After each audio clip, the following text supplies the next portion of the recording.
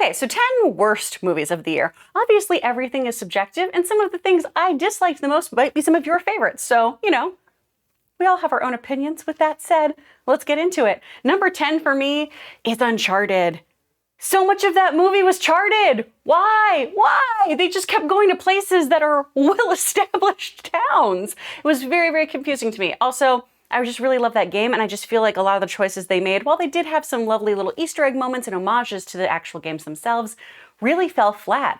I felt like Tom and Mark didn't have the chemistry we needed between the two actors there for Sully and Nate. And I just really thought our villains, too, were pretty boring. It's a great franchise with really, really great stories and fun adventure, and the movie just was pretty lackluster for me. Number 9 might be a movie that a lot of you haven't seen. As you all know, I am the Christmas queen. I love all things holiday, and I watch a lot of bad Christmas movies.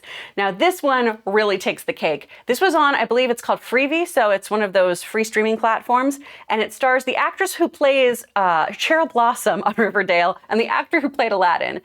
And this movie is so pointless. There's no rhyme or reason to what's happening.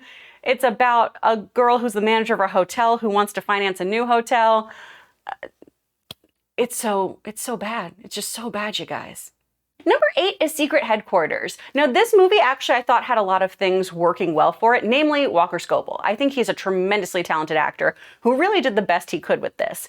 But from a lot of the relationship with Owen Wilson falling flat to just some of the tropey things that happened in here, that sure, you could say it was lampooning certain aspects of superhero movies, and sure, you can say it is a kidified version of Iron Man or things like that. But really what it came down to was just the sloppy misuse of their villain. You have Michael Pena in there. Let him do some really cool stuff. Instead, he was this kind of cheesy, mustache-twirling villain in a film that had real consequences because people died. So I feel like there were a lot of missteps in that one, and it's a shame because it could have been really, really cool. Number 7 is The Munsters. Have you seen The Munsters? That's why it's on here. Gosh, it's bad. Good for you, Rob Zombie, for making a movie outside of what you usually do and a love letter to something that you like so much. It didn't work for me. Number 6, Netflix's The Pentaverate. I honestly probably had too high hopes for this because this is a joke from years and years ago that first came up in So I Married an Axe Murderer, and I'm a big Mike Myers fan, but boy, this one was just rough. And even though you have a stacked comedic cast, the jokes just felt very dated, very cheesy.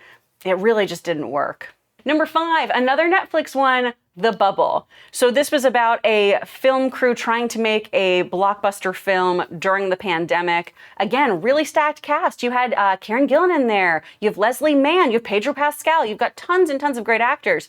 But this one was just rough. I don't think they knew what they wanted to do with the film. I like the idea of talking about how difficult it is to make movies, especially during the pandemic.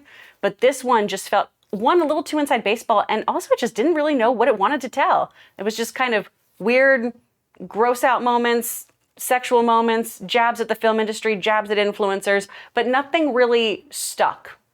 Number 4, I'm so sorry, Ray Ora, is Moonfall. Boy, Moonfall was such a weird mess of a movie. And you know, I will say Patrick Wilson really commits in it. He is so committed to being this astronaut, and he does the best he can with this. But man, the moon falling, who would have thought that wouldn't have been a brilliant Oscar-winning screenplay idea? Number 3 is Disney's Pinocchio. You know, it is very, very much identical in look to the classic animated film, but this whole movie itself was just really wooden. I don't recommend it. Number 2, this one might surprise some people, but I really couldn't stand this film, y'all. Where the Crawdads Sing. Now, this is a wonderful novel that this is based off of, but I'm supposed to believe that the lead girl in this is this feral marsh girl, and she's running around in what looks like Madewell dresses, very well kempt.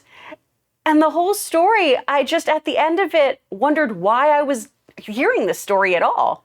There didn't seem to be a rhyme or reason to it. A lot of the other characters who were introduced or ingratiated to this girl, we didn't understand why. Her lawyer, for example, we don't really know why he takes a shining to her, aside from being nice to her once in her youth.